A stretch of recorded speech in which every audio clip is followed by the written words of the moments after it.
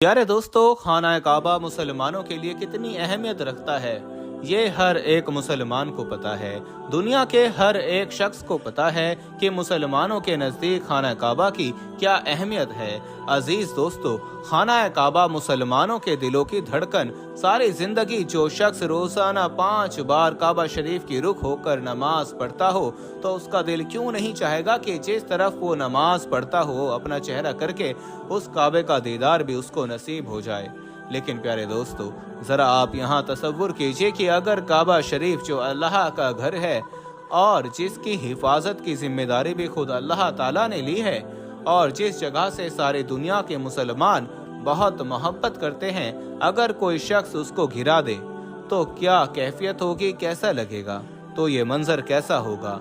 जी हाँ दोस्तों, ऐसा भी एक वक्त इस दुनिया को देखना है, क्योंकि इसके बारे में खुद हमारे प्यारे नबी हजरत मोहम्मद मुस्तफ़ा सल्लल्लाहु अलैहि वसल्लम ने फरमाया कि क़यामत के सबसे बड़ी निशानियों में से एक निशानी ये है कि एक आदमी मक्का में दाखिल होगा जो कि खाना काबा को घिरा देगा और उसके टुकड़े टुकड़े करके समंदर में फेंक देगा। फिर आपने उस आदमी की निशानी बताई, तो दोस्तों हम इस वीडियो में उस शख्स की निशानी बताएंगे और पूरी हदीस आपको तफसील से बताएंगे और आपको अबराहा का वाक़या बताएंगे जो नबी करीम सल्लल्लाहु अलैहि वसल्लम के पैदाइश से 25 दिन पहले जब उसने काबा शरीफ पर हमला किया था तो वो वाक़या भी क्या था और कैसे उसे मुंह की खानी पड़ी थी, तो ये हम आपको इस पूरे वीडियो में बताएंगे। तो इस वीडियो को आप ज़रूर देखें। जब यमन के बादशाह अबराहा ने खाना काबा को गिराने की कोशिश की थी तो उसका क्या हशर हुआ था। हुजूर अकरम सल्लल्लाहु अलैहि वसल्लम की पैदाइश से सिर्फ 25 दिन पहले यमन का बादशाह अबराहा हाथियों की फौज लेकर काबा शरीफ को ढाने के लिए मक्का पर हमलावर हुआ था। उसका सबब ये था कि अबराहा ने दोस्तों वीडियो में आगे बढ़ने से पहले हम आपको ये भी बताना चाहते हैं कि शुगर एक ऐसी बीमारी है जो आजकल ज्यादातर लोगों में देखी जा रही है। इसलिए हम आपके लिए अफ्रीका की जड़ी बूटियों से बनी एक ऐसी दवाई लेकर आए हैं जिससे आपकी शुगर की बीमारी बिल्कुल जड़ से खत्म हो जाएगी। मर्दाना कमजोरी और धात के मरीजों के लिए भी हमारे पास बहुत ही कामयाब दवाई मौजूद है, जिसको अगर आप एक बार इस्तेमाल कर लोगे तो इंशाल्लाह अपनी दुआओं में हमेशा याद रखोगे। सिर्फ एक ही महीने ये दवाई खानी होती है। इस नंबर पर एड्रेस व्हाट्सएप करके आप दवाई ऑर्डर कर सकते हैं या फिर आप कॉल करके अपना ऑर्डर लिखवा सकते हैं। यमन के दारुल सल्तनत सुलगाह में एक गिरजा घर बनाया था, बहुत ही शानदार आलीशान गिरजा घर बनाया था और वो ये चाहता था कि अरब के लोग जैसे खाना काबा में हज करते हैं तो वो अरब के लोग बजाय खाना काबा के यमन आकर उस गिरजा घर का हज किया करें। जब मक्का वालों को ये मालूम हुआ तो कबीला कनाना का एक शख्स गैसो गज़ब में जल भुनकर यमन गया और वहाँ के गिरजाघर में बहाना बनाकर घुस गया और उस गिरजाघर में जाकर उसने गंदगी की, नजासत की और उसे लथपथ कर दिया। जब अबराहा ने यह वाक़या सुना तो वो गुस्से से पागल हो गया। वो आपे से बाहर हो गया और खाना काबा को ढाने के लिए हाथियों की फौज लेकर मक्का पर हमला कर दिया और उसकी फौज के अगले दस्ते ने मक्का वालों के तमाम ऊँटों और दूसरे मवेशियों को छीन लिया। इसमें 200 या 400 ऊँट अब्दुल मुतल्लिब के भी थे। हजरत अब्दुल मुतल्लिब प्यारे नबी सल्लल्लाहु अलैहि वसल्लम के दादा हैं। हजरत अब्दुल मुतल्लिब को इस वाक़ये से बड़ा रंज पहुंचा। चुनाचे अबराहा से आप इस मामले में गुफ्तगू करने के लिए उसके लश्कर में तशरीफ ले गए। जब अबराहा को मालूम हुआ कि कुरैश का सरदार उससे मुलाकात के लिए आया है तो उसने आपको अपने खेमे के अंदर बुला लिया और जब अबराहा ने हजरत अब्दुल मुतल्लिब को देखा कि वो एक बुलंद कामत रूब रोबदार और निहायत ही हसीनो जमील आदमी हैं जिनकी पेशानी पर नूर जाहो जलाल चमक रहा है, तो सूरत देखते ही अबराहा मरूब हो गया और बेख्तियार तख्ते शाही से उतरकर आपकी ताज़ीम व तकरीम के लिए खड़ा हो गया और अपनी बराबर बैठाकर दरियाफ्त किया कि पूछा कि कहीं ये सरदार कुरैश यहाँ आपकी तशरीफ लाने का क्या मकसद है। हजरत अब्दुल मुतल्लिब ने जवाब दिया कि हमारे ऊँट और हमारे मवेशियों को जो आपने बंदी बना लिया है, जो आपने अपने कब्जे में ले लिया है, उसी के मुतालिक मैं आपसे बात करने के लिए आया हूँ, तो आप उन सब मवेशियों को हमारे सुपुर्द कर दीजिए। तो ये सुनकर अबराहा ने कहा कि ऐ सरदार कुरैश, मैं तो ये समझता था कि आप बहुत ही हौसलामंद शानदार आदमी हैं, मगर आपने मुझसे अपने ऊँटों का सवाल करके मेरी नज़रों में अपना वकार कम कर लिया है। ऊंट और बकरियों की हकीकत ही क्या है। मैं तो आपके काबा को तोड़ फोड़ कर बर्बाद करने के लिए आया हूँ। माज़अल्लाह, आपने उसके बारे में कोई गुफ्तगू नहीं की। हजरत अब्दुल मुतल्लिब ने कहा कि मुझे तो अपने ऊँटों से मतलब है। काबा मेरा घर नहीं है, बल्कि वो खुदा का घर है। वो खुद अपने घर को बचा लेगा। मुझे काबा का जरा भी फिक्र करने की जरूरत नहीं है।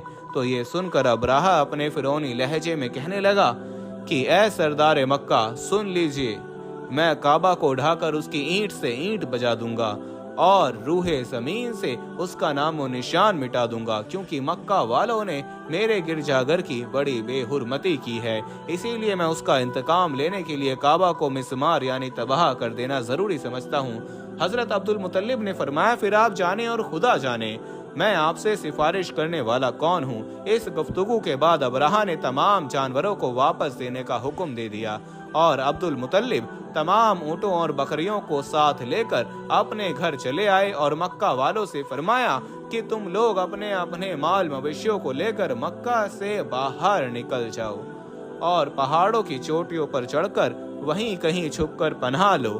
फिर खुद अपने खानदान के चंद आदमियों को लेकर हजरत अब्दुल मुतल्लिब खाना काबा में गए और दरवाजे का हल्का पकड़कर इंतहाई बेकरारी से रो रो कर दरबारे बारी में इस तरह दुआ मांगने लगे, ए अल्लाह, बेशक हर शख्स अपने अपने घर की हिफाजत करता है, लिहाजा तू भी अपने घर की हिफाजत फरमा और सलीब वालों और सलीबियों के पुजारियों के मुकाबले में अपनी तातुशवारों की मदद फरमा। हजरत अब्दुल मुतल्लिब ने ये दुआ मांगी और अपने खानदान वालों को साथ लेकर पहाड़ की चोटी पर चढ़ गए और खुदा की कुदरत का जलवा देखने लगे।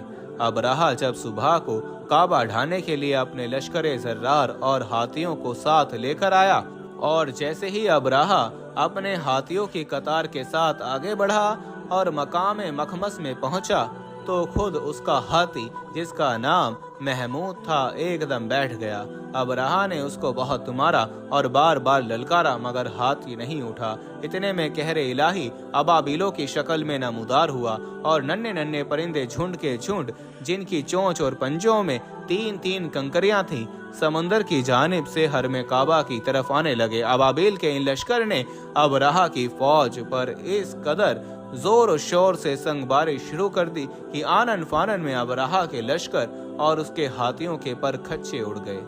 अबाबिल की संगबारी खुदावंद कहारो जब्बार के कहरो गजब की ऐसी इमारत थी कि जब कोई कंकरी किसी फील या हाथी सवार के सर पर पड़ती थी तो वो उस आदमी के बदन को छेदती हुई हाथी के बदन के पार हो जाती थी। अब्राहा की फौज का एक आदमी भी जिंदा नहीं बचा और सब के सब अब्राहा और उसके हाथियों समेत इस तरह हलाक व बर्बाद हो गए कि उनके जिस्मों की बोटियां टुकड़े टुकड़े होकर जमीन पर बिखर गई। चुनाचे कुरान मजीद की सूरह फील में अल्लाह ताला ने इस वाक़ये का जिक्र करते हुए फरमाया, यानी ए महबूब, क्या आपने नहीं देखा कि आपके रब ने उन हाथी वालों का क्या हाल कर डाला? क्या उनके दावों को तबाही में न डाला और उन पर परिंदों की टुकड़ियां भेजी ताकि उन्हें कंकर के पत्थरों से मारें, तो उन्हें चबाए हुए भूस जैसा बना डाला। जब अब्राहा और उसके लश्करियों का ये अंजाम हुआ तो अब्दुल मुतल्लिब पहाड़ से नीचे उतरे और खुदा का शुक्र अदा किया और तमाम अहले अरब उनको एक खुदा रसीदा बुजुर्ग की हैसियत से काबिले एहतराम समझने लगे। तो दोस्तों, अब आपको उस वाक़ये के बारे में बताते हैं जो क़यामत के नज़दीक पेश आएगा, जिसके बारे में हज़रत मोहम्मद मुस्तफ़ा सल्लल्लाहु अलैहि वसल्लम ने फरमाया था। अल्लाह पाक का आप सल्लल्लाहु अलैहि वसल्लम पर खास करम यह है कि आप सल्लल्लाहु अलैहि वसल्लम को अल्लाह पाक ने तमाम उलूम अता फरमाए जिनका तसव्वुर हमारा इंसानी जहन कभी नहीं कर सकता। जो बात हमारे नबी सल्लल्लाहु अलैहि वसल्लम ने फरमा दी वो पूरी होकर रहेगी। अल्लाह पाक इरशाद फरमाता है, और वो यानी नबी कोई बात अपनी ख्वाहिश से नहीं करते, वो वही कहते हैं जिसकी उन्हें वही की जाती है। अल्लाह के इल्म के समंदर के मुकाबले में नबी अकरम सल्लल्लाहु अलैहि वसल्लम का इल्म एक सितारा है। आप सल्लल्लाहु अलैहि वसल्लम का ये कतरा तमाम मखलूक के लिए एक समंदर के बराबर है। ये बात सच है कि हम आप सल्लल्लाहु अलैहि वसल्लम के इल्म के बारे में اندازہ نہیں لگا سکتے۔ اللہ کی ذات تو بہت ہی وسیع ہے، ہم اس کا اندازہ کس طرح لگائیں گے؟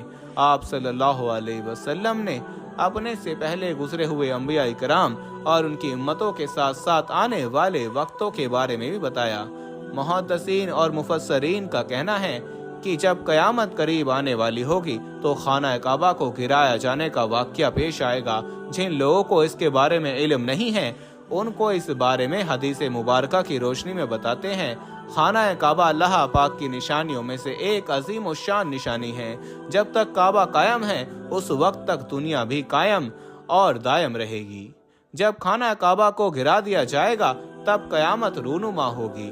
جب قیامت قریب آئے گی تو ایک بدبخت حبشی خانہ کعبہ کو گرا دے گا، پھر قیامت آئے گی۔ محمد مصطفیٰ صلی اللہ علیہ وسلم نے فرمایا، حبشہ کو چھوڑے رہو جب تک وہ یمن چھوڑے رہے، کیونکہ کعبے کا خزانہ نہ نکالے گا مگر حبشہ کا ایک چھوٹی پنڈلیوں والا، کعبے کو گرانے والا ایک غیر مسلم حبشی ہوگا۔ حبشہ کے بارے میں ایک روایت ہے کہ ایتھوپیا جو ہے اس میں جو افریقن ایریا ہے اس کو حبشہ کہا جاتا ہے۔ حبشہ سے ایک حبشی کعبہ معظمہ کو گرانے کے ارادے سے اور اس کے نیچے سے خزانہ نکالنے کی نیت سے پوری رات چلے گا جہاں تک کہ وہ کعبہ تک پہنچ جائے گا۔ یہ بات مشہور ہے کہ کعبے کے نیچے بہت سارے بادشاہوں کا خزانہ دبا ہوا ہے۔ وہ شخص اسی لالچ میں اسی خزانے کو حاصل کرنے کے لیے خانہ کعبہ کو ڈھا دے گا۔ اس کمینے حبشی کے بارے میں آپ صلی اللہ علیہ وسلم نے ارشاد فرمایا، اس حبشی کی شکل و صورت ایسی ہوگی کہ وہ چھوٹی پنڈلیوں والا ایک حبشی ہوگا جو خانہ کعبہ کو گرائے گا۔ جبکہ بخاری شریف میں لکھا ہے کہ رسول اللہ صلی اللہ علیہ وسلم نے فرمایا، گویا میں اس حبشی کو دیکھ رہا ہوں، وہ کالا اور چوڑی ٹانگوں والا ہے، کعبہ کے پتھر اور اینٹوں کو اکھاڑ اکھاڑ کر پھینک رہا ہے۔ بخاری شریف میں ہے کہ قرب قیامت کے وقت حضرت عیسیٰ علیہ السلام کی وفات کے بعد جب لوگوں کے سینوں سے قرآن پاک اللہ تعالیٰ اٹھا لے گا اور دنیا میں کوئی بھی اللہ اللہ کہنے والا نہ ہوگا تو اس کے بعد وہ بدبخت حبشی خانہ کعبہ کو گرائے گا۔ اس حدیث میں افز کا لفظ استعمال ہوا ہے، اور افز وہ ہے جو اکڑتا ہوا چلے یا چلنے میں اس کے دونوں پنجے نزدیک رہیں اور دونوں ایڑیوں میں فاصلہ رہے۔ وہ حبشی مردود جو قیامت کے قریب خانہ کعبہ کو ڈھائے گا وہ اس شکل کا ہوگا۔ دوسری روایت میں ہے اس کی آنکھیں نیلی، ناک پھیلی ہوئی ہوگی اور پیٹ بڑا ہوگا، اس کے ساتھ اور بھی لوگ ہوں گے۔ وہ کعبہ کا ایک ایک پتھر اکھاڑ ڈالیں گے اور سمندر میں لے جا کر پھینک دیں گے۔ یہ قیامت کے بالکل نزدیک ہوگا۔ اللہ تعالیٰ سے دعا ہے کہ اللہ پاک ہمیں نیک کام کرنے کی توفیق دے اور برائیوں سے دور رہنے کی ہمیں ہمت اور توفیق عطا فرمائے۔ آمین یا رب العالمین۔